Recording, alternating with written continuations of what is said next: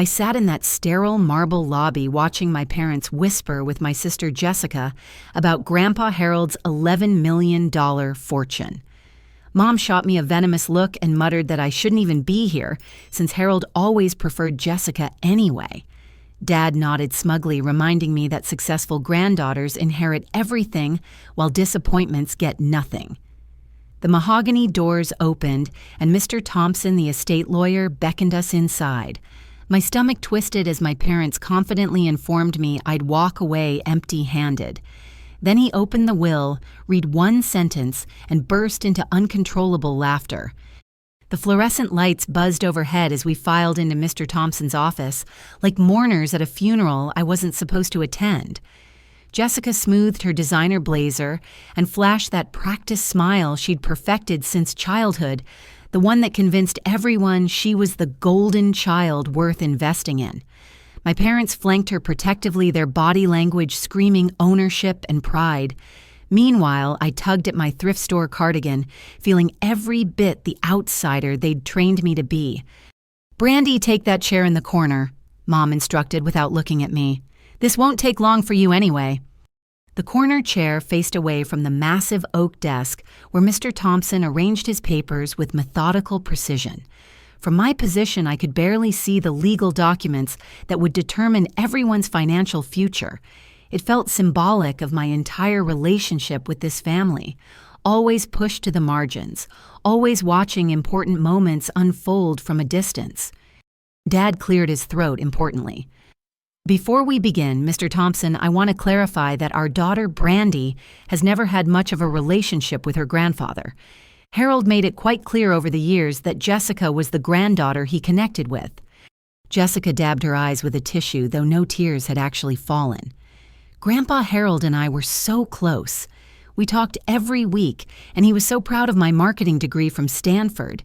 He always said education was the key to success." I bit my tongue, remembering how I'd worked 3 jobs just to afford community college, while Jessica's entire Stanford experience had been funded by family money. But this wasn't the moment to voice those bitter memories. This was their moment, their inheritance, their validation that I'd never measured up to their standards. Mr. Thompson adjusted his wire-rimmed glasses and surveyed our family with an expression I couldn't quite read. Something flickered across his weathered features. Amusement, maybe, or anticipation. He'd been Harold's lawyer for over 30 years, handling everything from business contracts to family disputes. "Well then," he said slowly, "let's see what Harold wanted to say to all of you." The will was bound in leather with Harold's initials embossed in gold. Mr. Thompson opened it ceremoniously, and I caught a glimpse of Harold's distinctive handwriting in the margins. Even from my corner exile, I could see this wasn't a standard legal document. There were notes, additions, and what looked like very specific instructions written in Harold's careful script. I, Harold Eugene Mitchell, being of sound mind and body. Mr. Thompson began, then stopped abruptly. His eyebrows shot up as he read something that made him chuckle. Then the chuckle became a laugh, and the laugh grew until he was practically wheezing with mirth. My parents exchanged confused glances. Jessica's perfectly composed expression cracked slightly, and I felt a flutter of something I hadn't experienced in years when it came to family matters, curiosity instead of dread. Mr. Thompson wiped his eyes with a handkerchief, still grinning. "Oh, Harold, you magnificent old fox. You really did think of everything, didn't you?" The lawyer's unexpected laughter hung in the air like smoke from a snuffed candle. I'd spent 28 years believing my grandfather found me lacking a disappointment compared to Jessica's shining achievements. Growing up, every family gathering reinforced this hierarchy. Jessica at the head table, discussing her academic successes while I helped in the kitchen, invisible and unremarkable. I remember being 12 and winning the regional science fair with a project on renewable energy. I rushed home, clutching my blue ribbon, bursting to share the news with someone who might care. But Mom was on the phone with Harold describing Jessica's latest dance recital performance. When I tried to interrupt, she shooed me away and continued gushing about Jessica's natural grace and poise. Harold thinks Jessica has real potential for professional dance, she'd said after hanging up. He's considering funding private lessons with that instructor from Portland. My science fair ribbon ended up in a shoebox under my bed, never mentioned to Harold or anyone else who mattered. Throughout high school, this pattern continued relentlessly. Jessica received a new car for her 16th birthday, a gleaming silver Honda that Harold had personally selected. I got a used bicycle from a garage sale. When college applications came around, Harold enthusiastically funded Jessica's Stanford dreams, while I researched financial aid options alone in my room. Community college is more practical for someone with your grades, Dad had explained when I dared ask about university possibilities. Harold believes in investing where he'll see the best returns. Those words carved themselves into my soul. I wasn't worth investing in. I was a poor return on investment, a gamble not worth taking. So I worked at the local diner after school, saving every tip for my future, while Jessica attended SAT prep courses that Harold paid for without hesitation. The rejection letters from universities I couldn't afford stung less than the acceptance letters from schools I couldn't attend. But the deepest cut came when I overheard Mom telling Harold on the phone that I'd decided not to pursue higher education because I wasn't academically motivated. She'd never asked about my college plans. She'd simply assumed I had none worth discussing with Harold. Now sitting in this opulent law office, I wondered if any of those assumptions had been accurate. Mr. Thompson's continued amusement suggested something deeper was happening, something that contradicted everything my parents had taught me about my place in Harold's affections.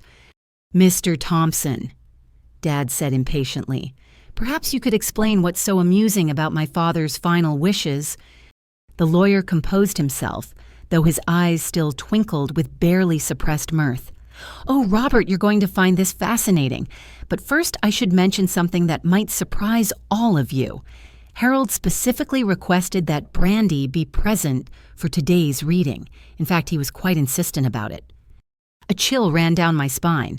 Harold had requested my presence, but my parents had nearly left me at home, claiming the reading was only for family members who actually mattered to the deceased. "That's impossible," Mom protested. "Harold barely knew Brandy existed. She never made any effort to connect with him." Never made any effort. Mr. Thompson's voice carried a sharp edge I hadn't heard before. "That's a fascinating perspective, Linda. Absolutely fascinating." He reached into a drawer and withdrew a thick file folder. "Before we continue with the will reading, I think we need to address some misconceptions about Harold's relationship with his granddaughter." Jessica shifted uncomfortably in her chair. "What kind of misconceptions?" "The kind that might affect how we interpret Harold's final wishes," Mr. Thompson replied cryptically. "You see, Harold came to me several months ago with some very specific concerns about family communication patterns. He'd begun to suspect that information wasn't flowing freely between family members." My heart hammered against my ribs. What did that mean? What kind of information? And why did Mr. Thompson keep glancing at me with something that looked almost like sympathy? "Now," he continued, "Harold's will contains some unusual provisions. He was quite clear that he wanted to understand the true nature of his family relationships before making his final dispositions. So he designed what he called character tests for each of you." Dad's face reddened. "Character tests? What kind of nonsense is that?" "The kind that reveals who people really are when they think no one important is watching," Mr. Thompson said quietly. "Harold was a very wise man, Robert. Much wiser than any of you gave him credit for." He opened the will again and flipped to a section marked with yellow sticky notes. "Each of you will receive specific tasks to complete over the next few days. These tasks will determine how Harold's estate gets distributed, and I can guarantee you the results are going to surprise everyone in this room." The temperature seemed to drop 10 degrees. Whatever my parents had expected from today's meeting, it clearly wasn't this. And for the first time since entering this office, I found myself wondering if maybe, just maybe, Harold had seen more than anyone realized. Mr. Thompson straightened the papers with deliberate precision, his movement suggesting he was savoring what came next. The office felt smaller suddenly, as if the walls were closing in on secrets that had been buried too long. Harold's will wasn't just a legal document. It was a trap that had been 20 years in the making. Harold's estate, Mr. Thompson began formally, consists of $11.7 million in liquid assets, his primary residence on Cedar Hill Road valued at $1.8 million, the vacation cabin at Crater Lake worth $600,000, and his collection of vintage automobiles appraised at $400,000. Jessica's eyes widened at the numbers. Even I had to admit the total was staggering. Harold had been successful with his hardware store chain, but I'd never imagined this level of wealth. Additionally, the lawyer continued, there are the business assets. Mitchell Hardware operates 17 locations across Oregon and Washington, generating approximately $2.3 million in annual profit. The company's total valuation exceeds $12 million. Dad leaned forward greedily. So we're talking about roughly $26 million total. At minimum, Mr. Thompson confirmed. However, Harold has structured the inheritance in a very specific way. Rather than simple monetary distributions, he's created what he calls truth-revealing tasks for each family member. He pulled out 4 sealed envelopes, each marked with our names, in Harold's distinctive handwriting. Mine was noticeably thicker than the others, which sent a jolt of anxiety through my chest. Why would Harold have more instructions for me than for his beloved Jessica? These envelopes contain your individual assignments, Mr. Thompson explained. You have exactly 1 week to complete your tasks. Only after successful completion will you learn what Harold has bequeathed to you. Mom snatched her envelope impatiently. This is ridiculous. What kind of game was Harold playing? The kind where everyone finally tells the truth, Mr. Thompson replied with a meaningful look. Harold believed that families should be built on honesty, not convenient deceptions. The lawyer handed Jessica her envelope next, then Dad's. Finally, he approached my corner chair and presented mine with something that might have been a gentle smile. Brandy, your grandfather wanted me to tell you something before you open this. He said she's going to think this is another test she'll fail, but this time she's the one with all the answers. My hands trembled as I accepted the envelope. Harold's words delivered through his lawyer contained more kindness than my parents had shown me in years. But what did he mean about me having all the answers? Before anyone opens these, Mr. Thompson continued, I need to explain the ground rules Harold established. First, you must complete your tasks alone. No collaboration, no assistance, no sharing of information. Second, everything you discover during these tasks becomes part of Harold's final evaluation of your character. Third, dishonesty or attempts to circumvent the process will result in immediate disqualification from any inheritance. The room fell silent except for the tick of an antique clock on the lawyer's desk. These weren't simple tasks. They were trials designed to expose something Harold suspected about his family dynamics. What happens if we refuse to participate? Dad asked. Then you receive nothing, Mr. Thompson stated flatly. Harold was very clear about that. Participation is voluntary, but non-participation means complete disinheritance. Jessica clutched her envelope protectively. How do we know this is legitimate? Maybe you're manipulating his will for your own benefit. Mr. Thompson's expression hardened. Miss Mitchell, I've been practicing law for 42 years. My reputation is impeccable, and your grandfather trusted me completely. If you question the legitimacy of this process, you're welcome to hire your own attorney to observe. But the tasks remain mandatory for inheritance consideration. He moved behind his desk and activated a small recording device. Harold also insisted that I document your reactions to today's reading. He wanted everything on record. A chill ran through the room. Harold hadn't just planned an inheritance distribution. He'd orchestrated a comprehensive investigation into his family's true nature, and somehow I was a central player in whatever he'd discovered or suspected. Your tasks begin immediately, Mr. Thompson announced. You have until next Friday at 5 o'clock to complete them and return here for the final will reading. Harold's estate will be distributed based on what these tasks reveal about each of you." Dad stood abruptly. This is insane. Harold was obviously not in his right mind when he created this circus. "Actually," Mr. Thompson said calmly, "I have documentation from 3 different physicians confirming Harold's complete mental competency right up until his death. He knew exactly what he was doing." As we filed out of the office, my parents whispered furiously to each other, while Jessica clutched her envelope like a lifeline. But I walked in stunned silence, Harold's mysterious message echoing in my mind. I was the one with all the answers. What answers? What questions had Harold been asking that I didn't even know existed? The parking garage felt like a tomb as we separated toward our respective cars. Whatever Harold had planned, it was going to change everything. And for the first time in my life, I wasn't automatically assuming I'd be the one left disappointed. I drove home to my tiny studio apartment in a daze, Harold's envelope burning like a coal in my purse. My parents and Jessica had scattered immediately after leaving Mr. Thompson's office, each clutching their mysterious assignments. No one suggested grabbing coffee to discuss what had just happened. In our family, solidarity was reserved for maintaining facades, not confronting uncomfortable truths.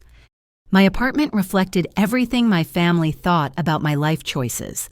Functional, modest, unremarkable. The secondhand furniture told the story of someone who'd learned early that dreams were luxuries she couldn't afford. But tonight, sitting at my small kitchen table under the harsh fluorescent light, I felt something shifting in my chest. Harold's envelope was heavier than the others, sealed with old-fashioned red wax that bore his personal stamp. Inside, I found a handwritten letter on his personal stationery and a set of keys I didn't recognize. "My dear Brandy." The letter began in Harold's careful script. "If you're reading this, then the charade has finally ended and the truth can emerge from 28 years of shadows." My hands shook as I continued reading. "Your task is to visit my house and restore my old workshop in the basement. It's fallen into disrepair since my arthritis made the stairs difficult. You'll find everything you need in the tool shed behind the house. But more importantly, you'll find answers to questions you never knew you should ask." The letter included detailed directions to Harold's house on Cedar Hill Road, along with security codes and specific instructions for accessing the basement workshop. At the bottom, he'd written a postscript that made my throat tighten. "I'm sorry it took me so long to find a way around the barriers they built between us. You deserve so much better than the lies they fed you about your worth." Barriers. What barriers? Harold's words suggested he'd tried to connect with me but had been somehow prevented. But by whom, and why would my parents want to keep us apart? The next morning, I called in sick to my job at the insurance office and drove to Harold's house. I'd only been there twice in my life, both times for obligatory holiday gatherings where I'd felt like an unwelcome guest. The imposing Tudor-style home sat on 3 acres of meticulously landscaped grounds, its grandeur a stark reminder of the wealth gap between Harold's life and mine. Using the keys from the envelope, I let myself into the silent house. Everything smelled like lemon polish and the pipe tobacco Harold had favored. Family photos covered the mantelpiece, and I was struck by how many featured Jessica in various stages of her accomplished life. Dance recitals, graduation ceremonies, awards banquets, Jessica's success story told in carefully framed memories. I searched for photos of myself and found exactly 3. One from my 8th birthday party, one from my high school graduation, and one from what looked like a family Christmas when I was about 15. In each photo, I stood slightly apart from the group, my smile forced and uncomfortable. The basement stairs creaked under my weight as I descended into Harold's workshop. The space was indeed a disaster. Tools scattered everywhere, workbenches covered in dust and debris, half-finished projects abandoned mid-creation. It would take hours to restore this place to working condition. But as I began organizing Harold's tools, something felt wrong. These weren't the random results of neglect. Someone had deliberately ransacked this workshop searching for something specific. Drawers had been emptied hastily, their contents strewn across the floor. Tool cabinets hung open their interiors, obviously disturbed. I spent the morning sorting through the chaos, slowly beginning to see the method behind Harold's organizational system. He'd been a meticulous man who labeled everything and kept detailed inventories. As I worked, I began to notice patterns in the destruction. Whoever had searched this workshop had focused primarily on areas where Harold might have stored documents or personal papers. That's when I discovered the loose floorboard behind his main workbench.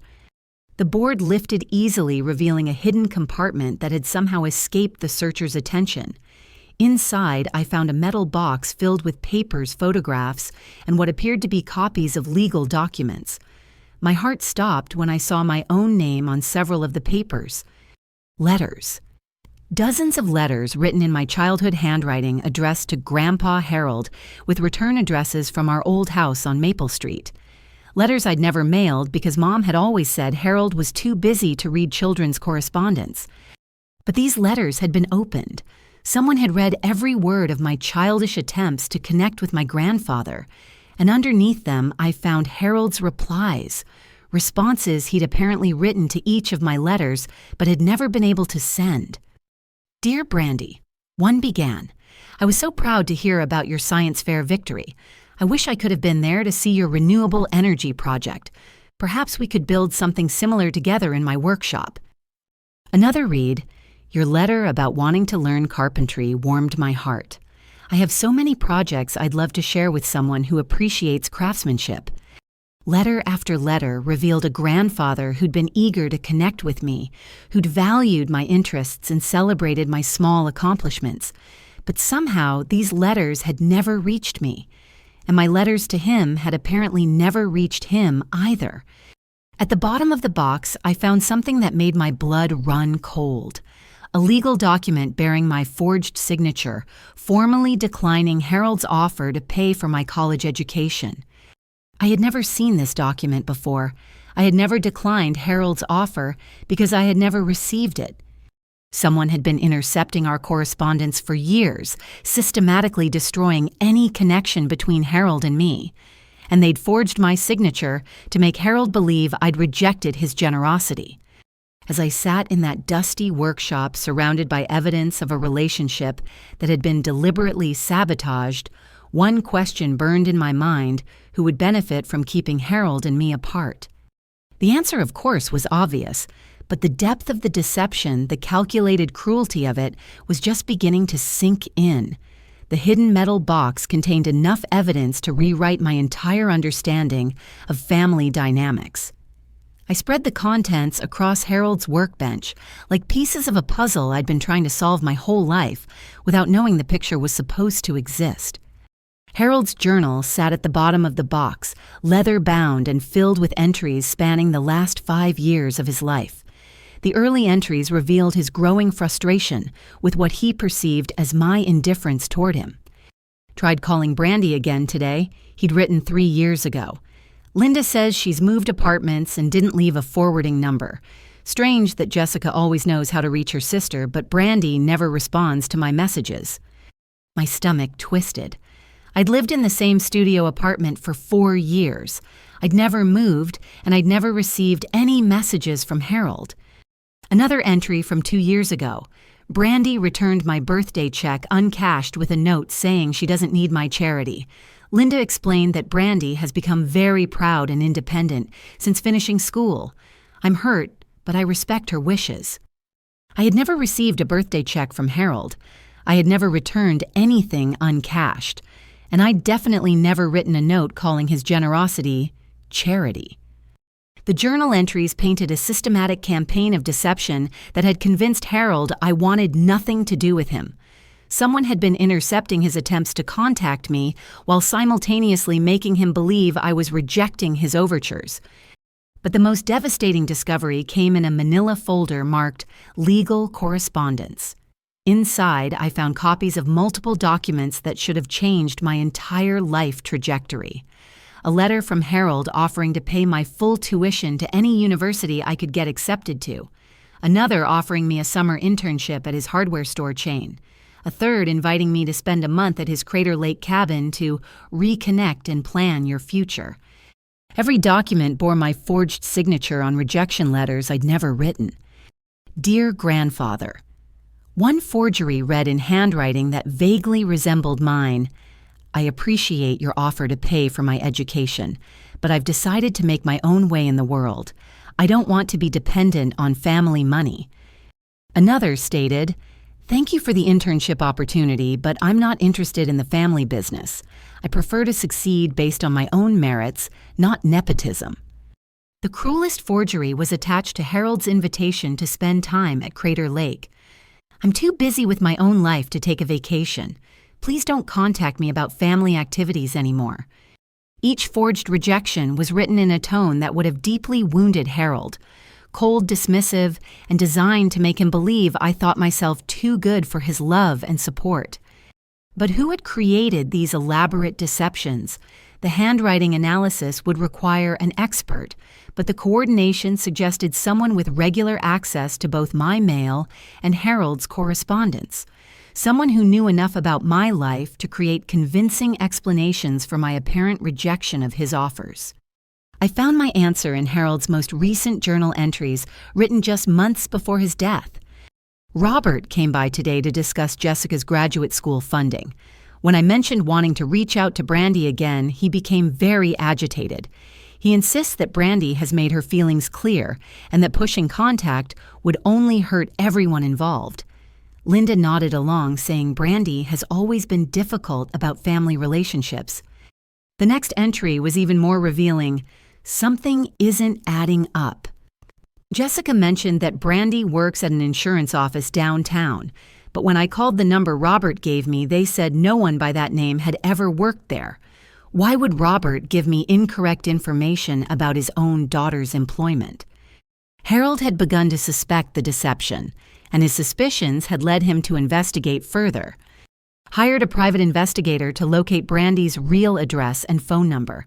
If she truly doesn't want contact with me, I need to hear it from her directly, not through intermediaries who may have their own motivations. The investigator's report was tucked behind the journal, a 3-page document that confirmed Harold's worst fears.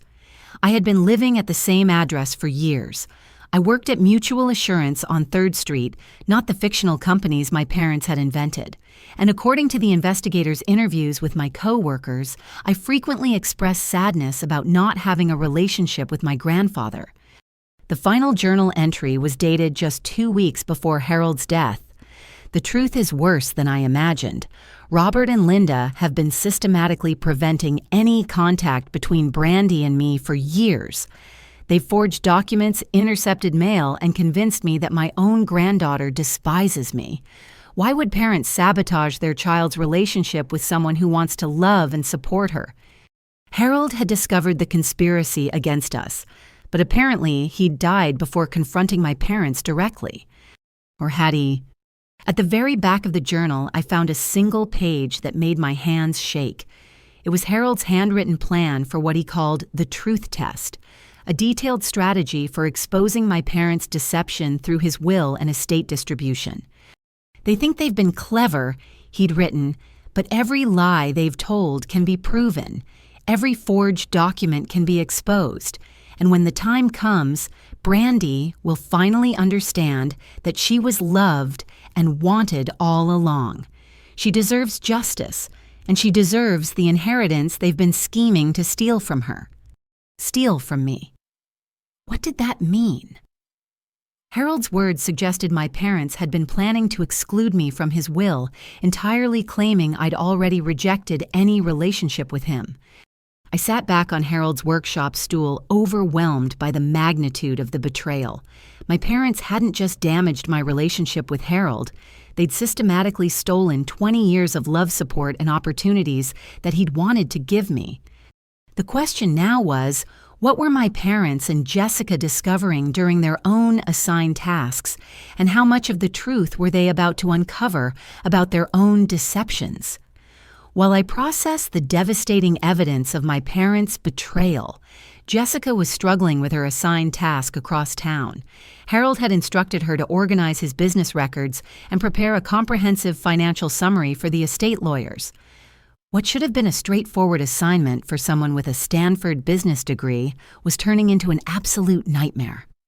Jessica had always excelled at presenting herself as competent and accomplished, but her actual skills had never been tested in real-world situations.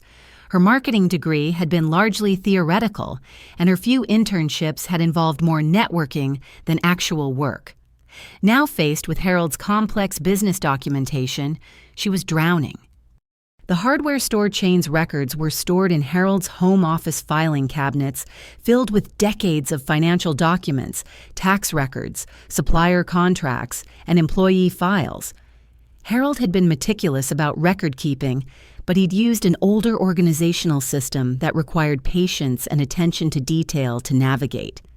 Jessica's first mistake was assuming she could simply scan everything into her laptop and let software sort it out automatically.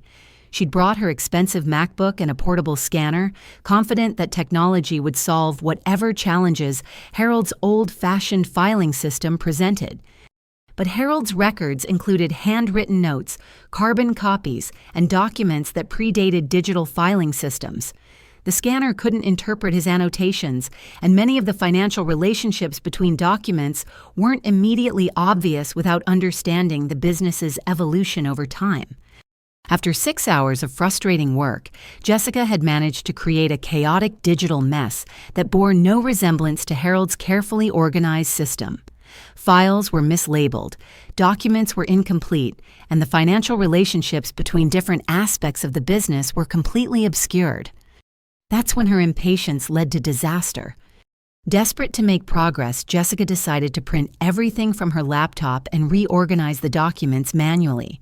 She connected to Harold's wireless printer and sent several hundred pages to print simultaneously, not realizing that the printer was configured to print both sides of each page automatically. What emerged from the printer was a revealing mixture of Harold's legitimate business records and Jessica's own financial documents that had been stored on her laptop. Bank statements, credit card records, and transaction histories that Jessica had never intended to print were now scattered throughout Harold's business files. And these personal documents told a shocking story. For the past 2 years, Jessica had been systematically transferring money from Harold's business accounts into her own offshore banking accounts. The transactions were small enough to avoid triggering automatic fraud alerts, but frequent enough to total over $200,000. Jessica's bank statements showed regular deposits that corresponded exactly with missing funds from the hardware store chain's operating accounts. She'd been using her access to Harold's financial information, gained through her parents' influence, to forge his signature on transfer authorizations. The embezzlement scheme was sophisticated enough to suggest Jessica hadn't planned it alone.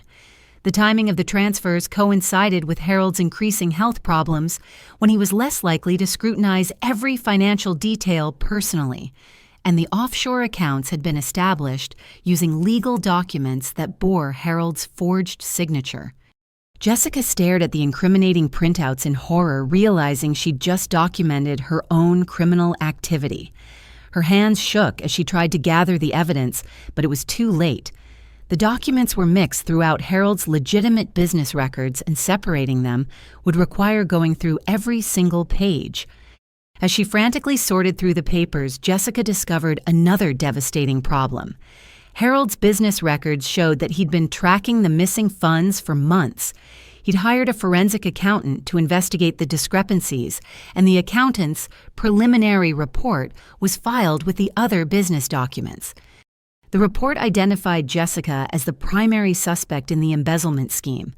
It included copies of security camera footage showing her accessing Harold's office after hours detailed analysis of the forged signatures and documentation of the offshore accounts that traced back to her personal information. Harold had known about Jessica's theft for at least 6 months before his death. He'd been building a case against her while pretending ignorance-gathering evidence that would eventually expose her crimes. But the most shocking discovery came when Jessica found Harold's personal notes, about her embezzlement written in the margins of the forensic accountant's report.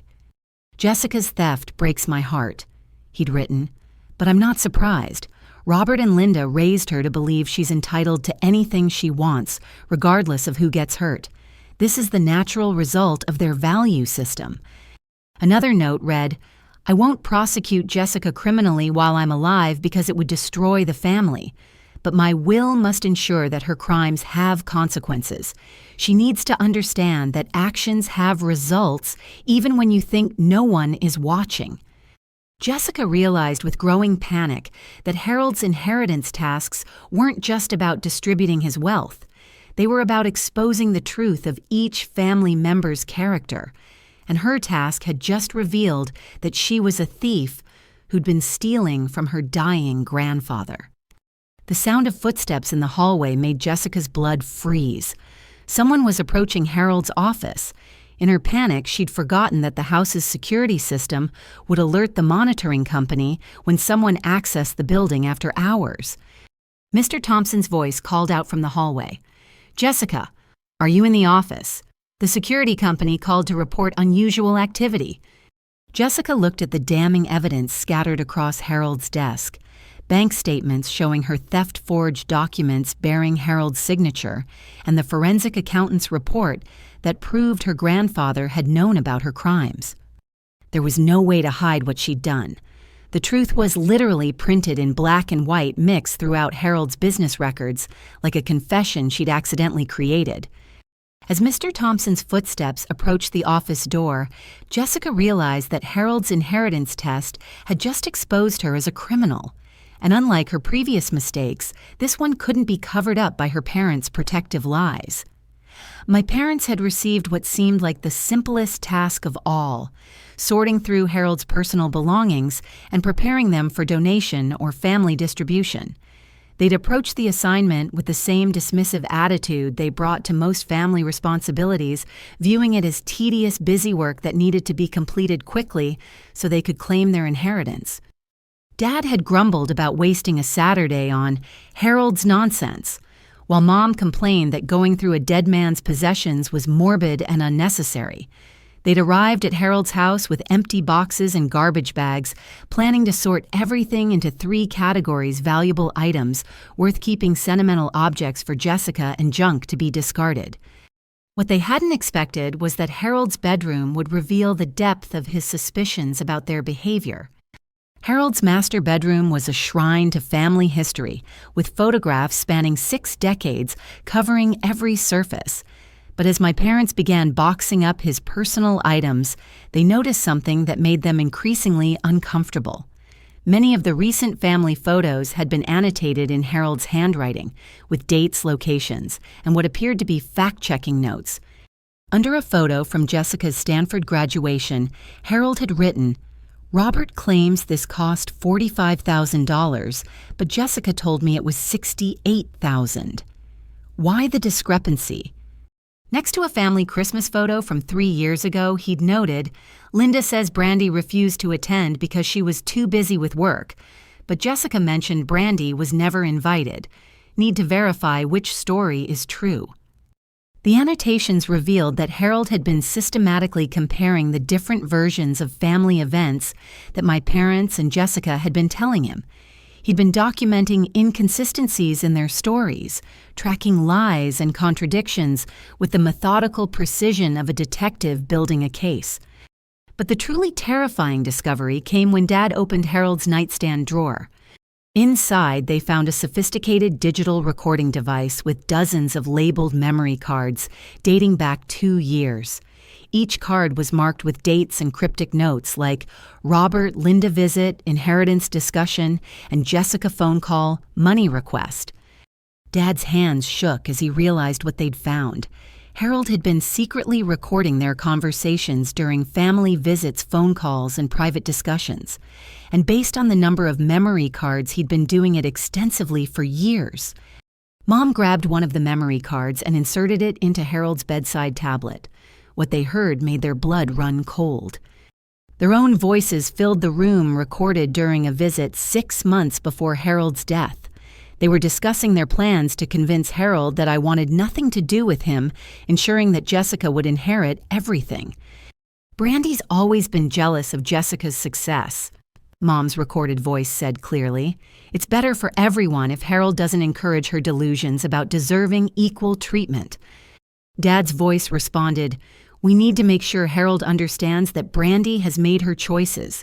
She's not family material like Jessica is. The recording continued with their detailed discussion of how they'd been intercepting Harold's attempts to contact me, forging my responses, and systematically poisoning his opinion of me to ensure I'd be excluded from his will. But that wasn't the worst part. As they continued listening, they heard themselves discussing Jessica's financial problems and her borrowing from Harold's business accounts. Not only had they known about Jessica's embezzlement, they'd encouraged it. Harold will never notice a few thousand here and there, Dad's voice said on the recording.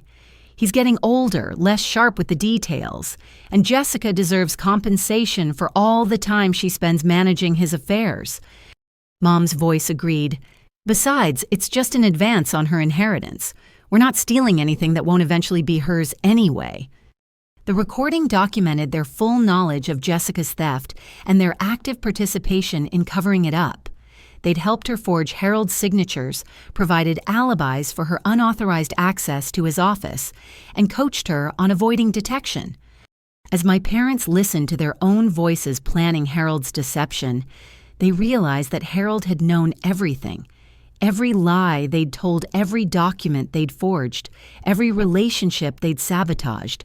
It was all documented in devastating detail. But Harold's surveillance had captured even more than they'd imagined. Another memory card contained recordings of their private conversations about Harold's health and their impatience with his longevity. They discussed his medication schedule, speculated about when he might die, and even researched ways to expedite his decline without detection. He's 91, Dad's voice said on one recording. How much longer can he possibly hang on? Mom responded, The doctor says his heart medication could be adjusted.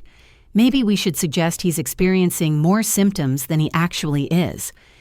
The recordings revealed that they'd been pressuring Harold's medical team to increase his medication dosages, claiming he was experiencing symptoms he'd never reported.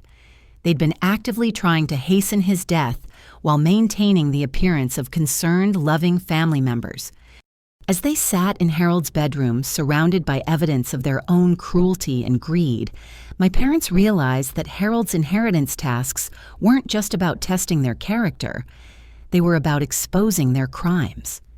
Harold had known about the embezzlement, the forged documents, the intercepted correspondence, and their attempts to manipulate his medical care. He'd been gathering evidence for months, building a comprehensive case that documented every aspect of their betrayal. And now they understood why Mr. Thompson had been recording their reactions during the will reading. Harold had planned every detail of this revelation, ensuring that their shock and guilt would be documented when the truth finally emerged. The question now was, how much did Harold's will reveal about their crimes? And what consequences had he planned for the family members who'd spent years betraying his trust? Mr. Thompson's office felt different when we returned 3 days later for the second phase of Harold's inheritance process. The marble floors seemed colder, the mahogany furniture more imposing, and the air itself heavy with unspoken revelations. Each of us carried the weight of what we'd discovered during our assigned tasks, but none of us had shared our findings with the others. I arrived first, clutching a folder containing photocopies of the evidence I'd found in Harold's workshop. The intercepted letters, forged documents, and Harold's journal painted a devastating picture of my parents' systematic deception. But I still didn't understand how deeply their betrayal ran or what Harold intended to do about it. Jessica arrived next, looking haggard and nervous. Her usual polished appearance was disheveled, her designer clothes wrinkled, and her hands shook as she clutched her purse. Whatever she'd discovered during her business records task had clearly shaken her confidence. My parents entered together, their faces grim and their body language defensive. They avoided eye contact with everyone, including each other, and sat in chairs positioned as far from the rest of us as possible. The comfortable family unity they'd displayed during our first visit had completely evaporated. Mr. Thompson observed our changed dynamics with obvious satisfaction. Harold's plan was working exactly as he'd intended. The truth was emerging, and the family facade was crumbling under the weight of exposed deceptions. Before we proceed with the second phase, Mr. Thompson announced, "I want to share something Harold recorded specifically for this moment." He activated a large screen television mounted on his office wall. Harold's face appeared sitting in his familiar leather chair with his pipe and wearing the cardigan I remembered from family gatherings. "If you're watching this," Harold began, his voice strong despite his age, "then you've completed your assigned tasks and discovered some uncomfortable truths about our family dynamics." My parents shifted nervously in their chairs. Jessica clutched her purse tighter. "I want you to know," Harold continued, "that everything you found was intentionally placed for you to discover. The hidden documents, the recorded conversations, the financial discrepancies. I've been documenting the truth about this family for over 2 years." Harold leaned forward, his eyes seeming to look directly at each of us through the camera. "I installed security cameras throughout my house 6 months ago. Every task you completed, every reaction you had, every decision you made has been recorded and preserved." A chill ran through the room. Harold had been watching us during our most private moments of discovery, documenting our responses to learning the truth about each other. Brandy. Harold's image said, and I felt tears beginning to form, "You found the evidence of how your parents sabotaged our relationship.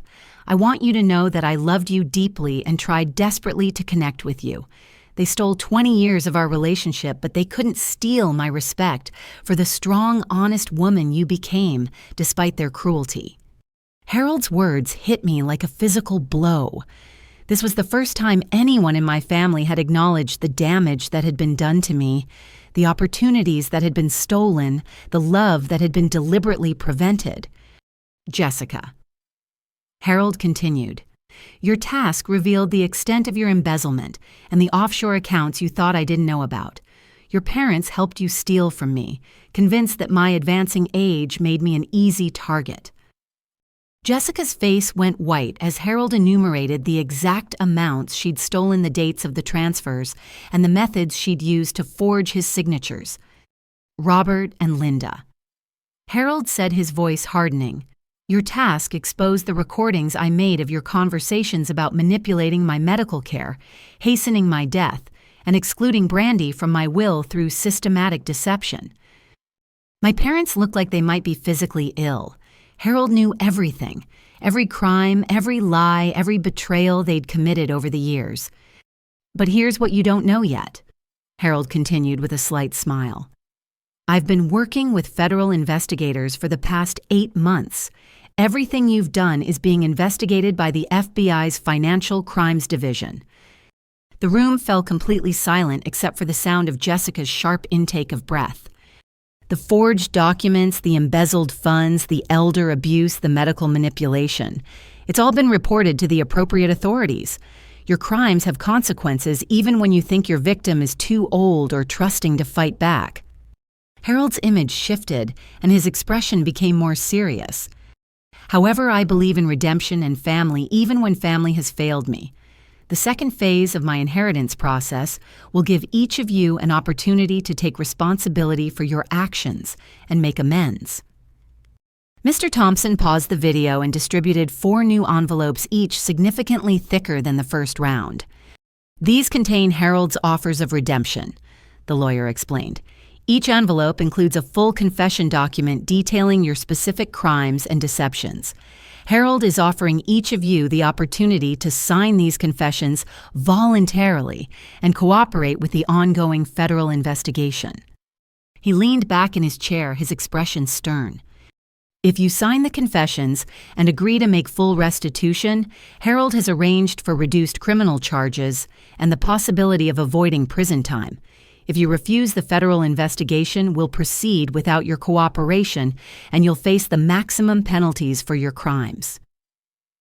My parents and Jessica stared at their envelopes as if they contained poisonous snakes. "What about Brandy?" Dad asked desperately. "What's in her envelope?" Mr. Thompson smiled for the first time since we'd arrived. Brandy's envelope contains something entirely different. Harold has some very specific plans for her future. I opened my envelope with trembling hands and found a letter that began, "My dearest Brandy, if you're reading this, then justice is finally being served, and you're about to learn exactly how much your grandfather loved you." The letter continued with Harold's detailed plans for my inheritance, but also something much more valuable: his complete faith in my character and his desire to give me the family business that my parents and Jessica had assumed would belong to them. Harold had been planning the ultimate reversal. The family members who'd betrayed him would face criminal consequences for their actions, while the granddaughter they'd tried to exclude would inherit everything they'd been scheming to steal. Harold's letter to me contained revelations that made my hands shake as I read. His plans for my future went far beyond simple monetary inheritance. He was offering me the chance to become the leader of an empire that my parents and Jessica had assumed would be theirs to control. Brandy. His letter continued. Mitchell Hardware isn't just a chain of stores. It's a legacy built on honest work, fair dealing, and treating customers like family.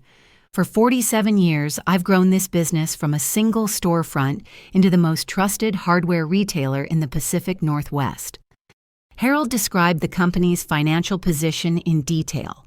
The 17 stores generated over $2 million in annual profit.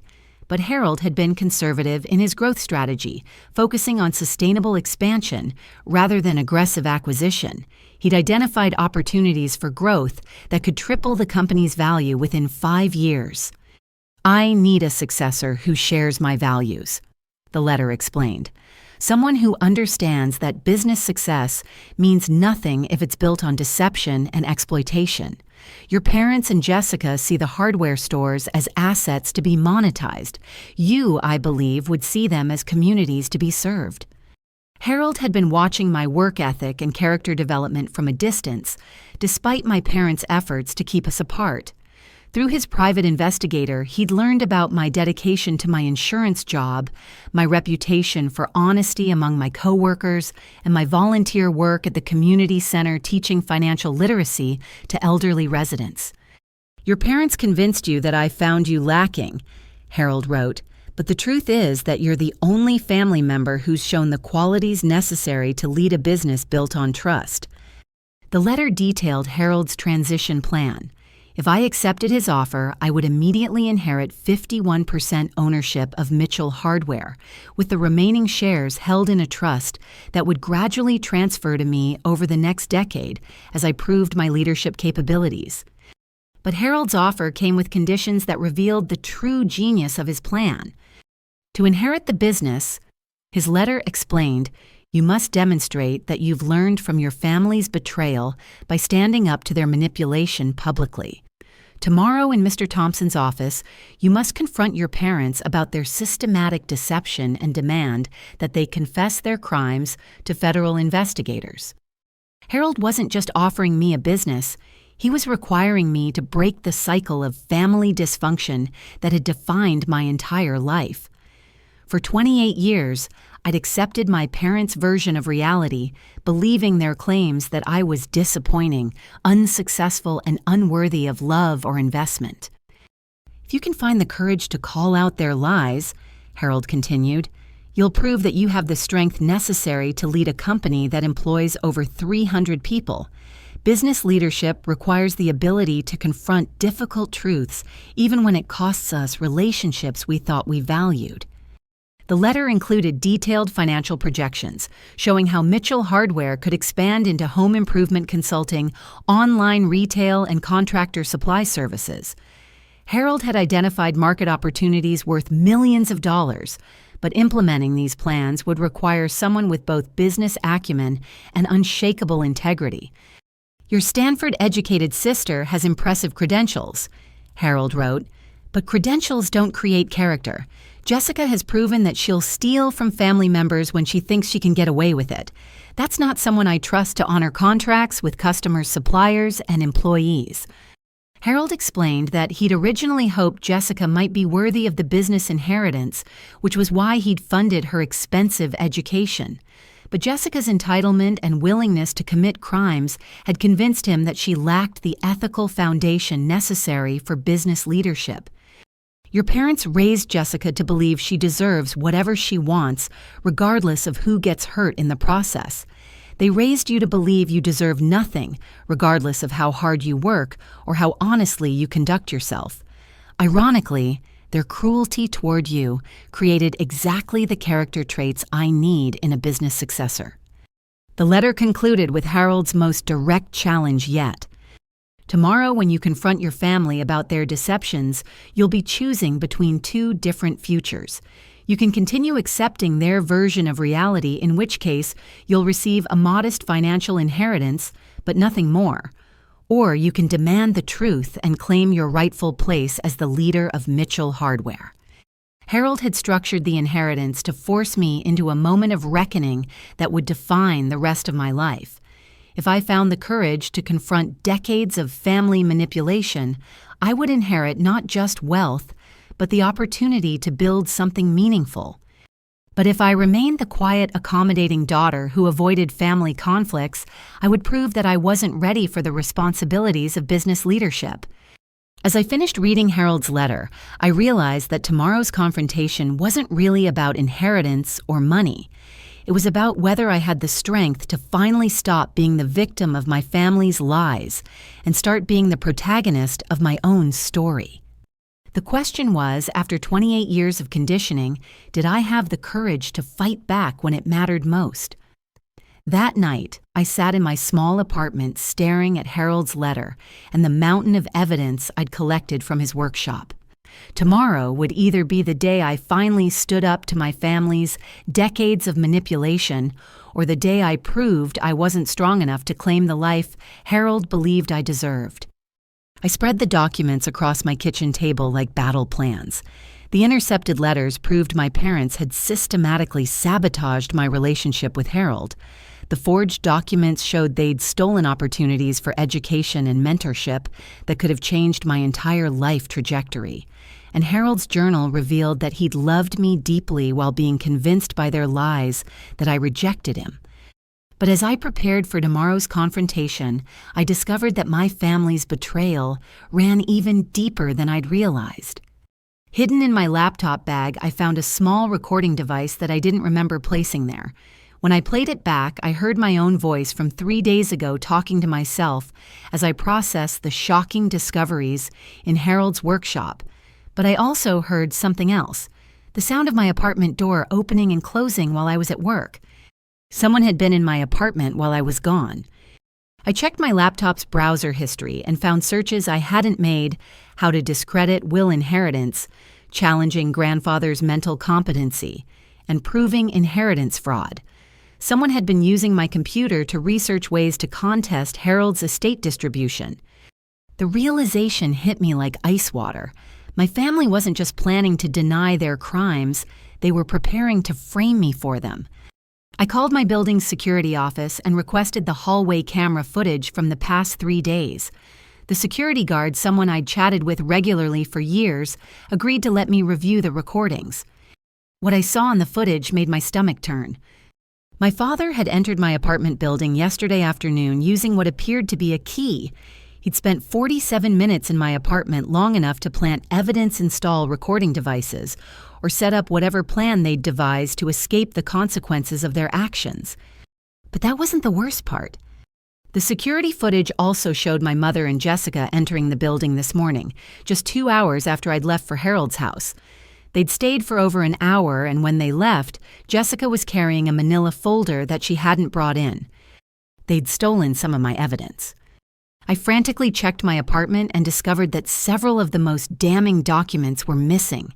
The forged college rejection letter with my signature was gone. 3 of Harold's undelivered letters to me had vanished, and most critically, Harold's journal entry describing how he'd discovered their deception was nowhere to be found. My family had broken into my apartment and stolen the evidence that would prove their crimes. but they'd also left something behind. On my computer, I found a document they'd created using my login credentials. It was a detailed confession claiming that I had forged Harold's signature on various financial documents, embezzled money from his business accounts, and manipulated him into changing his will in my favor. The fake confession was sophisticated enough to be convincing, complete with fabricated dates, amounts, and methods that would be difficult to disprove without Harold's original documentation. They'd even included details about my supposed motivation, jealousy of Jessica's success, and resentment about being excluded from family wealth. My parents were planning to claim that Harold's entire inheritance scheme was my manipulation of a vulnerable elderly man. They would present themselves as the victims of my deception, while I faced criminal charges for crimes they'd actually committed. The elegant cruelty of their plan was breathtaking. They would escape consequences for their actual crimes by framing me for identical crimes, using their theft of Harold's evidence to support their false accusations. But as I sat in my apartment surrounded by the remaining evidence of their betrayal, I realized that my family had made a critical mistake. They'd assumed that Harold had only hidden evidence in his workshop, not knowing about the security cameras he'd installed throughout his house. They didn't know that everything they'd done during their assigned tasks had been recorded and preserved.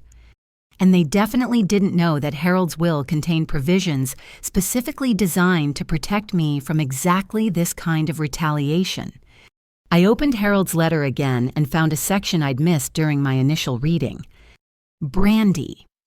It said, "Your parents will try to frame you for their crimes when they realize they've been caught. I've anticipated this response because it's entirely consistent with their character. They've spent your entire life making you the scapegoat for their failures, and they won't change that pattern now." Harold had planned for my family's final betrayal, and tomorrow's confrontation wasn't just about claiming my inheritance. It was about exposing their last desperate attempt to destroy me rather than accept responsibility for their actions. The question now was whether I had the strength to walk into that law office, knowing they were planning to sacrifice me to save themselves, and still find the courage to demand the truth. I walked into Mr. Thompson's office the next morning, carrying a briefcase containing what remained of Harold's evidence and a digital recorder I'd purchased at dawn. If my family wanted to play games with truth and deception, I was done being their victim. My parents and Jessica were already seated when I arrived, their body language radiating false confidence. They'd clearly rehearsed their performance overnight, positioning themselves as the wronged parties who discovered my supposed crimes against Harold. "Before we begin," Dad announced pompously, "we need to discuss some disturbing evidence we've uncovered about Brandy's manipulation of my father." Mr. Thompson raised an eyebrow. "What kind of evidence?" Mom pulled out a folder containing the fabricated confession they'd planted on my computer. "We found documentation proving that Brandy has been systematically deceiving Harold, forging his signature, and embezzling money from his business accounts." Jessica nodded tearfully. "We're heartbroken to discover that our own family member would take advantage of an elderly man's trust this way." I watched this performance with growing fury. After 28 years of their gaslighting and manipulation, they were attempting one final assault on my sanity and reputation.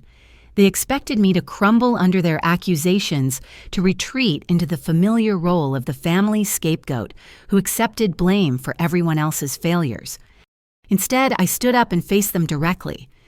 "You lying, manipulative thieves," I said clearly, my voice carrying across the silent office. "I know exactly what you've done, and I'm not going to let you frame me for your crimes." Dad's face reddened. "How dare you speak to your parents that way? We have proof of your deception right here." "You have proof that you broke into my apartment and planted fake evidence," I replied, pulling out my digital recorder. "Everything you've done in the past week has been documented, including your illegal entry into my home." I activated the recorder and played the apartment building's security footage audio, which clearly captured Dad using a key to enter my building, and Mom discussing their plan to make sure Brandy takes the fall for everything. Mr. Thompson leaned forward with intense interest. "Please continue, Brandy." "For 28 years," I said, my voice growing stronger, "these people have systematically destroyed every opportunity Harold tried to give me. They intercepted his letters, forged my responses, and convinced him that I rejected his love and support." I opened my briefcase and began laying out the evidence I'd managed to preserve. Harold's journal entries, copies of the forged documents, and photographs of the hidden compartment in his workshop. "Harold offered to pay for my college education," I continued. "They forged a rejection letter using my signature. He invited me to spend summers at his cabin learning about the family business. They created fake responses claiming I was too busy and uninterested." Jessica shifted uncomfortably in her chair. "That's impossible. Grandpa never mentioned offering you anything." "Because you've been stealing from him for 2 years," I shot back. "The business records you were supposed to organize documented your embezzlement of over $200,000 from his store accounts."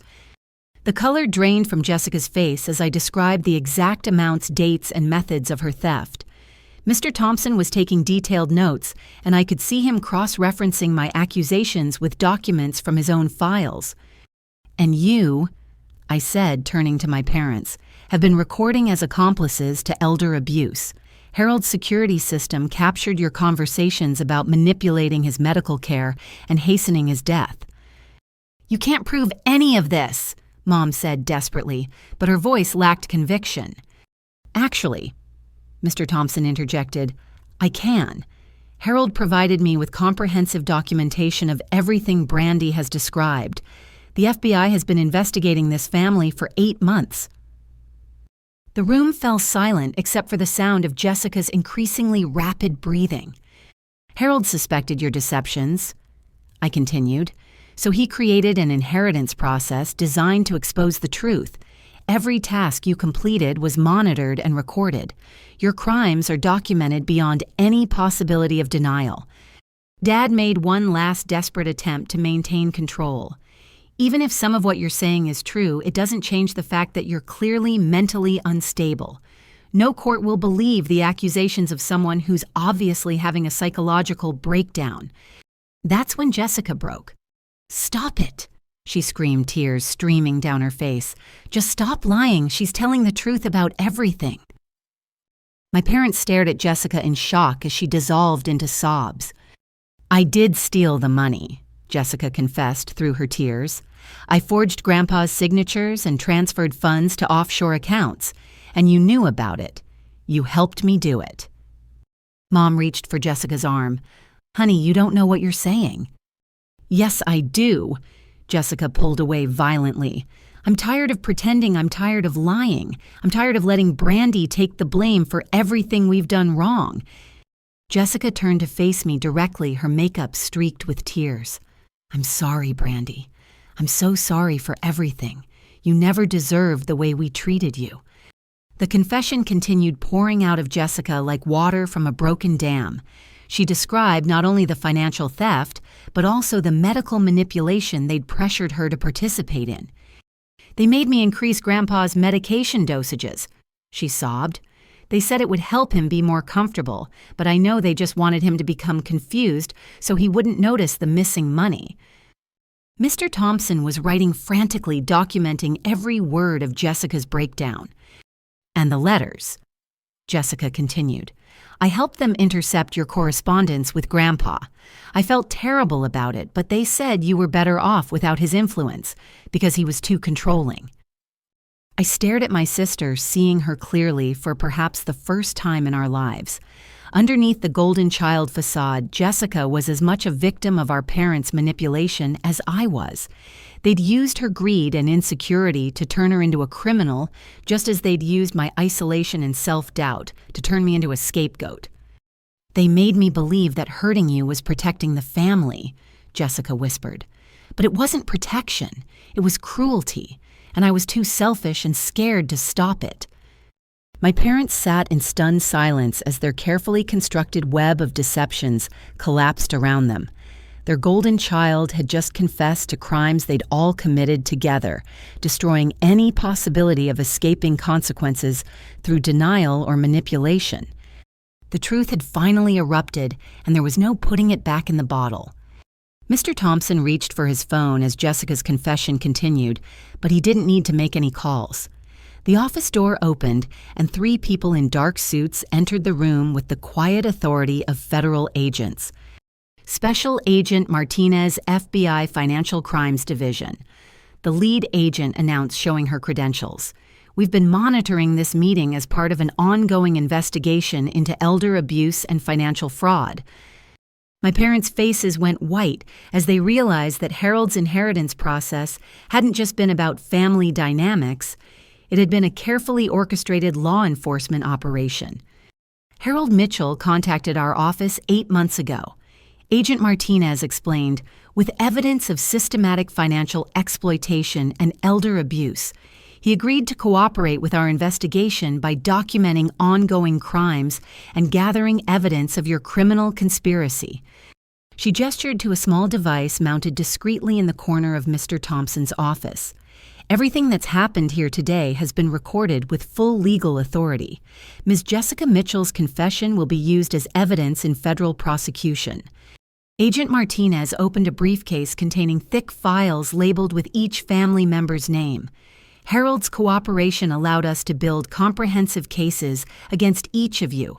The forged documents, financial theft, medical manipulation, and conspiracy to defraud an elderly person are all federal crimes with severe penalties. Dad found his voice first. This is entrapment. You can't use evidence gathered through deception. Actually, Agent Martinez replied calmly, elderly victims have the legal right to cooperate with law enforcement investigations into their own abuse. Harold's consent makes all of this evidence completely admissible in court. She pulled out documents from each file, spreading them across Mr. Thompson's conference table like evidence in a courtroom. Robert and Linda Mitchell, you're facing federal charges for elder abuse, conspiracy to commit fraud, mail fraud, and attempting to manipulate medical care with intent to cause harm. The recordings from Harold's house document your criminal conspiracy in detail. Agent Martinez turned to Jessica. Jessica Mitchell, your confession today confirms our existing evidence of embezzlement, forgery, and conspiracy to defraud. However, your cooperation will be factored into any plea negotiations. I sat in stunned silence as the full scope of law enforcement involvement became clear. Harold hadn't just been gathering evidence for his will. He'd been building a federal case against the family members who'd betrayed him. Mr. Thompson, Agent Martinez continued, has been cooperating with our investigation as Harold's legal representative.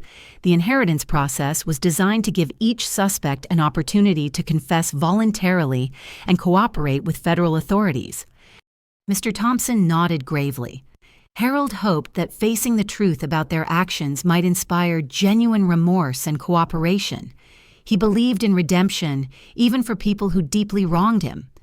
Agent Martinez opened my parents' files and began reading charges that carried potential prison sentences of up to 20 years.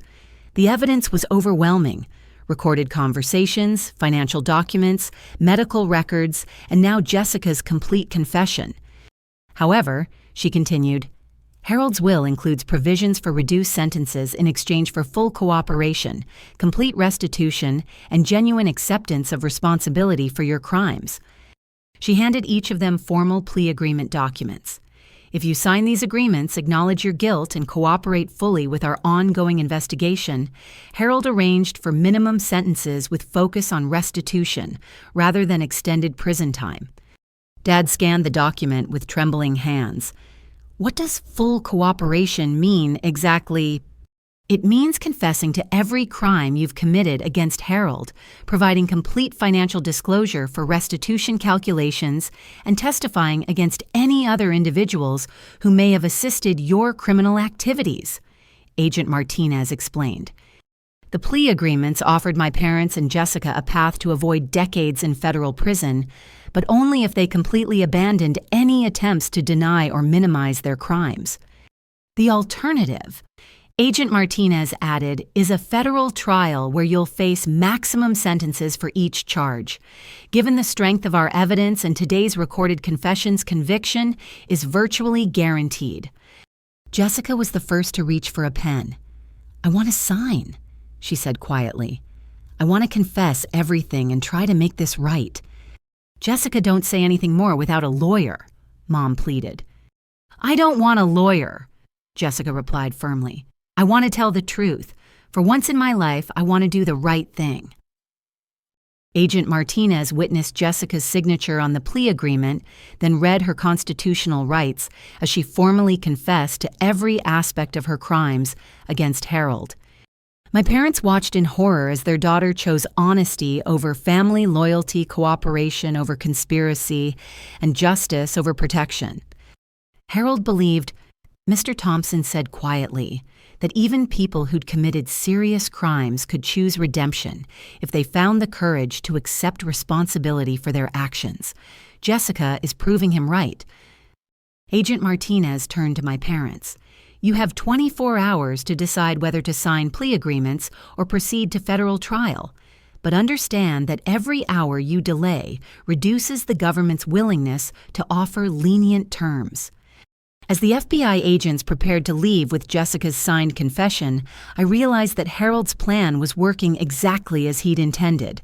The family members who'd betrayed him were facing real consequences for their actions, but they also had opportunities for redemption if they chose honesty over continued deception. The question now was whether my parents would follow Jessica's example and accept responsibility, or whether they would continue fighting until they faced the maximum penalties their crimes deserved. As the FBI agents escorted Jessica out to begin her formal debriefing, Mr. Thompson turned his attention to documents that would reshape my understanding of Harold's true legacy. The business empire he'd built was far more extensive and valuable than anyone had realized. Brandy. Mr. Thompson said, spreading financial reports across his desk, it's time you learned about the full scope of what Harold is offering you. The Mitchell hardware chain represented only the visible portion of Harold's business interests. Over the past 20 years, he'd been quietly acquiring commercial real estate across 3 states, purchasing properties that housed not just his own stores, but also shopping centers, office buildings, and industrial facilities. Harold owned the land under 47 different businesses. Mr. Thompson explained, pointing to property deeds and lease agreements. He was one of the largest commercial landlords in the Pacific Northwest, generating over $4 million annually in rental income alone. But that wasn't the most valuable part of his empire. Harold had also been an inventor, holding patents on 17 different construction and hardware innovations that were licensed to major manufacturers nationwide. The royalty payments from these patents generated an additional $3 million per year, and several of the patents wouldn't expire for another decade. Your grandfather, Mr. Thompson continued, was essentially a genius who disguised himself as a simple hardware store owner. He understood that visible wealth attracts attention and potential exploitation, so he structured his empire to appear smaller than it actually was. The financial documents painted a picture of a man who'd built sustainable wealth through intelligence, hard work, and strategic thinking. Unlike inherited money or quick profits, Harold's empire was designed to grow and provide value for generations. The total value of Harold's business interests exceeds $52 million. Mr. Thompson announced, and according to his will, all of it goes to you contingent on your successful completion of today's confrontation. I stared at the numbers, struggling to comprehend the magnitude of what Harold was offering. This wasn't just inheritance. It was the opportunity to become one of the most successful business people in the region. But Harold's bequest came with detailed plans for growth and expansion that revealed the true scope of his vision.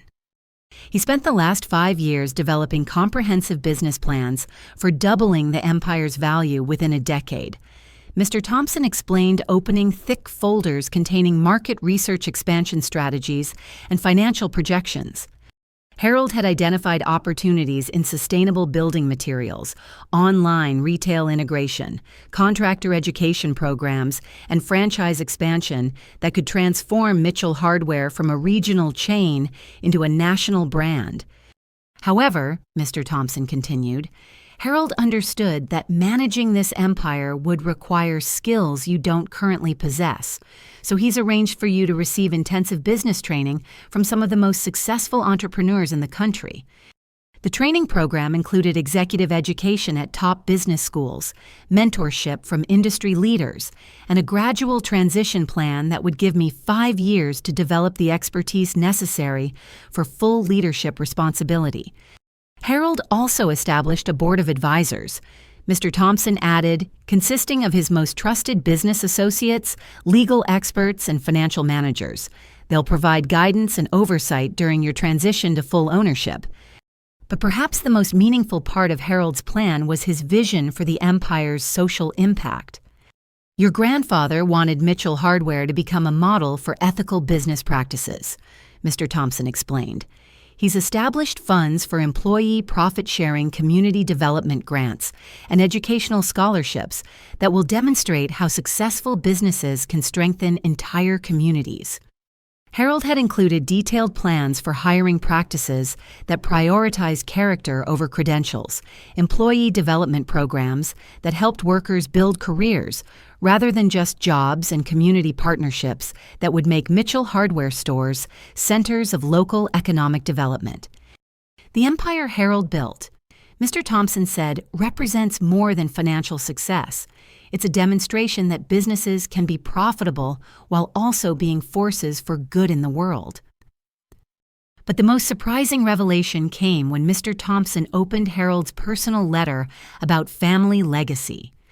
Harold wrote this specifically for you, he said, handing me a sealed envelope.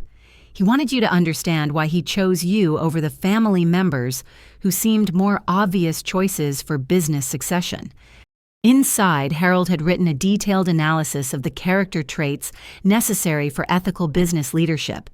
He'd observed my work ethic, honesty, compassion for others, and ability to persevere through adversity despite my family's treatment. Jessica has impressive academic credentials. Harold had written, but she's proven that she'll steal when she thinks she won't get caught. That's not someone I trust to honor contracts with employees, customers, and suppliers. He'd analyzed my parents' character with equal clarity. Robert and Linda are motivated entirely by self-interest and willing to harm anyone, including their own daughter, to protect their advantages. They would destroy this business within 5 years through greed and poor judgment. Harold's letter concluded with his most direct statement about why he'd chosen me. You've spent 28 years being told you're not good enough, smart enough, or valuable enough to deserve opportunities. But adversity revealed your true character. You remained honest, hardworking, and kind despite having every reason to become bitter and cruel. Those are the qualities I need in someone who will represent my life's work. As I finished reading Harold's letter, I realized that inheriting his business empire wasn't just about receiving wealth. It was about accepting responsibility for honoring the values he'd spent a lifetime building into his companies. The question now was whether I had the strength and vision to transform Harold's legacy into something even greater than he'd imagined. 24 hours later, my parents returned to Mr. Thompson's office, but their demeanor had completely changed. The confident arrogance they'd displayed during our first meeting had been replaced by desperate fear as they faced the reality of federal prosecution. "We need to talk to Brandy," Dad said without preamble, privately. Agent Martinez, who had remained to oversee the plea agreement process, nodded toward a smaller conference room. "You have 15 minutes for family discussion before we proceed with formal proceedings." My parents ushered me into the adjacent room and closed the door, their faces showing a combination of panic and what might have been genuine remorse. "Brandy." Mom began, her voice shaking. "We need you to understand that everything we did was meant to protect you." I stared at her in disbelief. Even facing federal charges, they were still attempting to manipulate the narrative. "Protect me from what I asked. from having a loving relationship with my grandfather, from getting a college education, from building a career in the family business. Dad stepped forward with his hands raised in a placating gesture. Harold was controlling Honey. We've seen how he manipulated business partners and employees over the years. We didn't want him to do the same thing to you, so you decided to control me instead, I replied flatly. You made that choice for me without ever asking what I wanted or telling me the truth about Harold's offers. Mom tried a different approach. We made mistakes, serious mistakes, but we're still your parents and we love you. Doesn't that count for anything? The question hung in the air between us, and I realized this was the moment I'd been unconsciously preparing for my entire life. Did their biological relationship to me excuse 28 years of systematic emotional abuse and manipulation? Love doesn't steal opportunities from the people you claim to care about, I said quietly. Love doesn't forge someone's signature to reject educational funding. Love doesn't systematically sabotage relationships and then lie about it for decades. Dad's facade cracked completely. Look, we can't change what happened, but we can make it right.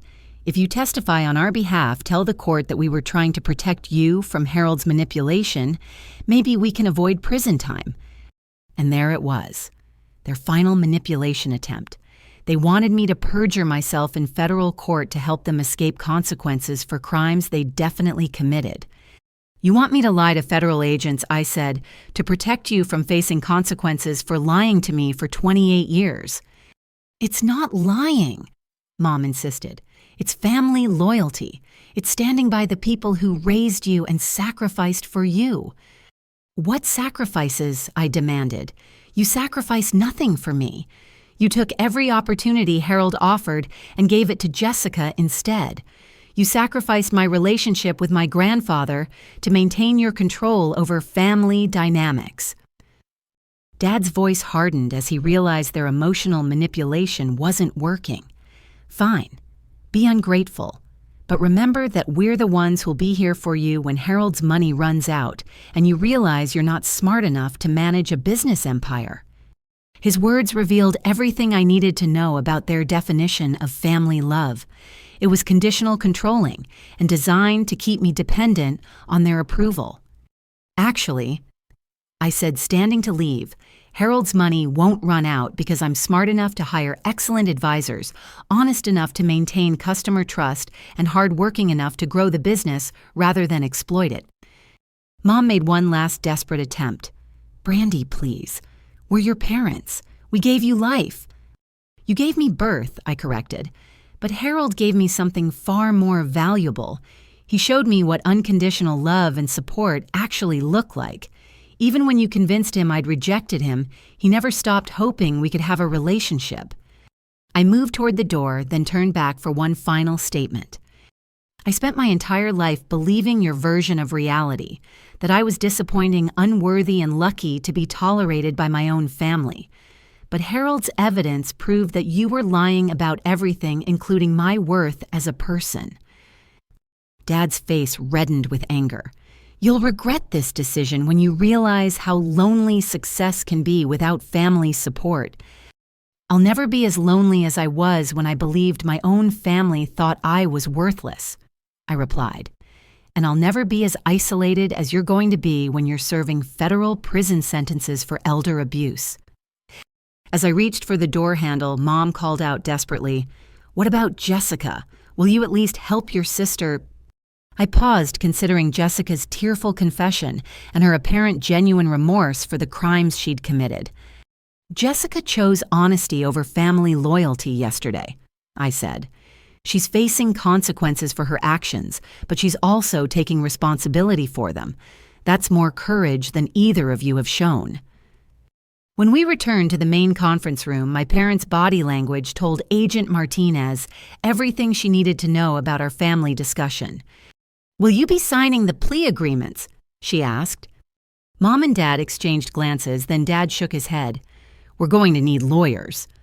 "That's your right," Agent Martinez replied. "But understand that refusing cooperation will result in maximum penalty prosecution for all federal charges. As my parents were led away to begin the legal process that would likely result in lengthy prison sentences, I realized that their final manipulation attempt had actually freed me from any remaining guilt about their situation. They'd had every opportunity to choose honesty, responsibility, and genuine family reconciliation. Instead, they'd chosen continued manipulation and attempts to escape consequences for their crimes. Harold had been right. Redemption was available to anyone willing to accept responsibility for their actions. My parents had chosen a different path, and they would face the results of that choice alone. 6 months later, I stood in the executive office of Mitchell Hardware's flagship store, looking out at a business empire that was finally living up to Harold's vision of ethical success. The transformation had been more challenging than I'd ever imagined, but also more rewarding than Harold's most optimistic projections. Jessica had served 4 months in a minimum security federal facility and was now participating in a supervised restitution program that allowed her to work as a junior accountant while paying back the money she'd stolen from Harold. Her plea agreement had resulted in the lightest sentence possible, and she'd used her time in confinement to earn certifications in business ethics and nonprofit management. "I want to do something meaningful with my life," she'd told me during one of our monthly coffee meetings. "Something that helps people instead of hurting them." Our parents, however, had received the maximum sentences their crimes deserved. Dad was serving 8 years for elder abuse and financial fraud, while Mom received 6 years for conspiracy and mail fraud. They'd refused every opportunity for plea agreements, maintaining their innocence even when faced with overwhelming evidence of their guilt. Their trials had been extensively covered in local media, serving as cautionary tales about the consequences of elder abuse and family financial exploitation. The publicity had been painful, but it had also brought dozens of other families forward to report similar crimes against elderly relatives. Mitchell Hardware had become the centerpiece of a business empire that now employed over 400 people across 23 locations. But more importantly, it had become a model for the kind of ethical business practices Harold had always envisioned. I'd implemented profit-sharing programs that gave every employee a stake in the company's success. We'd established educational partnerships with local community colleges to provide career training in construction trades and business management, and we'd created a foundation that provided small business loans to entrepreneurs who prioritized community development over pure profit. The financial results had exceeded Harold's most optimistic projections. By focusing on customer service, employee development, and community partnership, we'd grown annual revenue by 37% while maintaining the highest customer satisfaction ratings in the region. But perhaps the most meaningful transformation had been personal. For the first time in my life, I was surrounded by people who valued my judgment, respected my decisions, and supported my goals. The board of advisors Harold had assembled treated me as a legitimate business leader whose opinions mattered. Employees throughout the company came to me with ideas, concerns, and suggestions because they knew I'd listen and respond thoughtfully. The isolation and self-doubt that had defined my first 28 years had been replaced by confidence and purpose. I discovered that Harold had been right about my character. I did possess the qualities necessary for ethical business leadership. The hardest part of the transformation had been learning to trust my own judgment after decades of conditioning, to defer to others' opinions. Harold's business advisors had been patient but firm in encouraging me to make my own decisions, even when those decisions involved significant financial risks. "Harold chose you specifically because you think differently than your family," one advisor had explained during a particularly challenging expansion decision. Trust the instincts that made him confident in your leadership ability. I'd also established new traditions that honored Harold's memory while building toward the future he'd envisioned. Every Mitchell Hardware store now displayed a plaque describing Harold's commitment to community service and ethical business practices. We'd created an annual scholarship program for students pursuing business education with special preference given to young people from dysfunctional families who'd overcome adversity through their own efforts. Most meaningfully, I'd restored Harold's workshop in the basement of his house, which I'd inherited along with the business empire. The space had become a place where I could work with my hands, think through complex problems, and feel connected to the grandfather I'd barely known but who'd loved me unconditionally. On quiet Sunday afternoons, I'd sit in Harold's workshop reading his journals and business notes, learning about the man who'd seen potential in me when my own family saw only disappointment. His writings revealed a brilliant, compassionate person who'd built his empire not for personal glory, but as a foundation for helping others achieve their own success. Success without purpose is just elaborate selfishness, he'd written in one journal entry. I want Mitchell Hardware to prove that businesses can be profitable while also being forces for good in their communities. That philosophy had become the guiding principle for every decision I made as the company's leader. We measured success not just in financial terms, but also in terms of employee satisfaction, community impact, and customer loyalty. As I prepared to leave the office that evening, I reflected on the journey that had brought me from the corner chair in Mr. Thompson's office to the executive leadership of a $50 million business empire. Harold's inheritance process had given me far more than money or business ownership. It had given me the truth about my own worth, the opportunity to build meaningful relationships with people who valued honesty and integrity, and the chance to continue Harold's legacy of using business success to strengthen communities. But perhaps most importantly, it had taught me that family isn't defined by biology or obligation. It's defined by love, respect, and mutual support. I'd lost the family I'd been born into, but I'd gained something far more valuable: the knowledge that I deserved, better than manipulation and emotional abuse, and the strength to build a life based on my own values rather than others' expectations. 2 years after Harold's inheritance reading changed everything, I found myself kneeling beside his gravestone on a crisp October morning, sharing the news I knew would have made him proud. Mitchell Hardware had just been selected as the Pacific Northwest's Employer of the Year for our innovative profit-sharing programs and community development initiatives. "We did it, Grandpa." I whispered to the granite headstone engraved with his name and the simple inscription, "Harold Eugene Mitchell, he built more than businesses. The empire you trusted me with is everything you dreamed it could be." The cemetery was peaceful in the early morning light, and I felt the deep sense of connection with Harold that had been stolen from us during his lifetime, but had been restored through his remarkable final gift. His inheritance had given me more than financial security. It had given me the truth about myself and the courage to claim the life I deserved. Jessica approached quietly from the parking area carrying a bouquet of the yellow roses Harold had grown in his garden. She'd completed her restitution program 6 months ago and had accepted a position with our nonprofit foundation, where she coordinated business education programs for at-risk youth. "I brought these from his rose garden," she said softly, placing the flowers beside Harold's headstone. "They're still blooming beautifully. Mrs. Chen from next door has been taking care of them." We stood together in comfortable silence, two sisters who'd finally learned to base their relationship on honesty rather than competition. Jessica's transformation had been as dramatic as mine.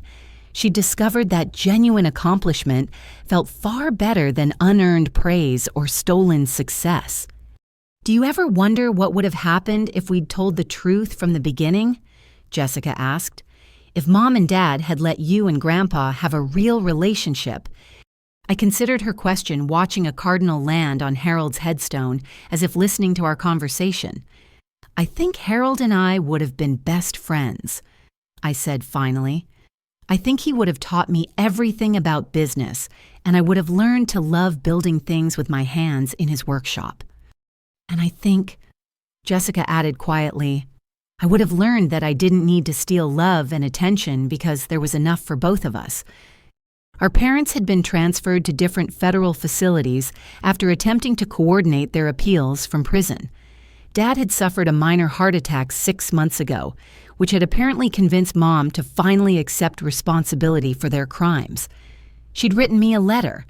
the first honest communication I'd ever received from her, apologizing for the damage they'd caused and expressing genuine pride in what I'd accomplished with Harold's legacy. I hadn't responded to the letter yet, but I hadn't thrown it away either. Forgiveness, I'd learned, was a process that couldn't be rushed or forced. Perhaps someday I'd be ready to have honest conversations with my parents about the harm they'd caused. But that day hadn't arrived yet, and I'd stopped feeling guilty about protecting my emotional well-being. The Cardinal flew away as Jessica and I prepared to leave the cemetery. We had a board meeting that afternoon to discuss our latest expansion into sustainable building materials, a venture that would create jobs while helping communities build more environmentally responsible homes and businesses. "Brandy," Jessica said as we walked toward our cars, "I know I can't undo the years of hurt we caused you, but I want you to know that watching you build something beautiful from Harold's legacy has taught me what real family love looks like." I hugged my sister, feeling grateful for the relationship we'd finally learned to build based on truth and mutual respect. Harold believed in redemption for people willing to do the hard work of change. I told her, "You've proven him right." As I drove to the office, I reflected on the profound life lesson Harold's inheritance had taught me. True family relationships are built on honesty and respect, not obligation and manipulation. When we allow others to define our worth or control our relationships, we lose ourselves. The courage to confront deception and demand truth is the foundation of personal freedom and authentic love. Harold's legacy had shown me that it's never too late to escape patterns of manipulation and abuse. Sometimes the people who claim to love us are actually preventing us from becoming who we're meant to be. And sometimes the greatest act of love is refusing to accept treatment that diminishes our worth. Mitchell Hardware now operated 31 stores across 4 states, employed over 600 people, and had become a national model for ethical business practices. But the company's success meant less to me than the knowledge that I'd honored Harold's vision of using business as a force for good in the world. Every day I worked with people who valued honesty, integrity, and mutual respect. Every decision I made was guided by Harold's principle that success without purpose is just elaborate selfishness. And every evening I went home to a life built on my own values rather than others' expectations. The little girl who'd hidden her science fair ribbon in a shoebox had grown into a woman who created opportunities for other people to shine. The daughter, who'd been told she wasn't worth investing in, had become a leader who invested in every employee's potential for growth and success. Harold's final gift hadn't just been financial inheritance, it had been the gift of truth. Truth about my worth. Truth about what healthy relationships look like, and truth about the strength I'd possessed all along, but had never been allowed to recognize. As I settled into my office that afternoon, surrounded by the evidence of everything Harold's love and faith had made possible, I understood that some inheritances can't be measured in dollars. The most valuable legacy is the knowledge that we are worthy of love, respect, and the opportunity to build something meaningful with our lives. That knowledge, once gained, can never be stolen or diminished by those who seek to control us through manipulation and lies. I want to ask you something that really matters. Have you ever found yourself accepting less than you deserve from people who claim to love you? Sometimes the people closest to us can be the ones who damage our self-worth the most often, without us even realizing it's happening. If this story resonated with you, please hit that like button to let me know it touched your heart. And if you've ever had to find the courage to stand up to family manipulation or demand the truth in difficult relationships, share your thoughts in the comments below. Your story might help someone else who's struggling with similar challenges. Don't forget to subscribe for more stories about finding strength in difficult family situations and learning to recognize your own worth. And please share this video with anyone who might need to hear Harold's message about the difference between real love and manipulative control. Thank you for taking this emotional journey with me today. Remember that you deserve relationships built on honesty, respect, and genuine love. Never settle for less than that, no matter who's offering the alternative. Until next time, keep believing in your own worth and fighting for the truth that sets you free.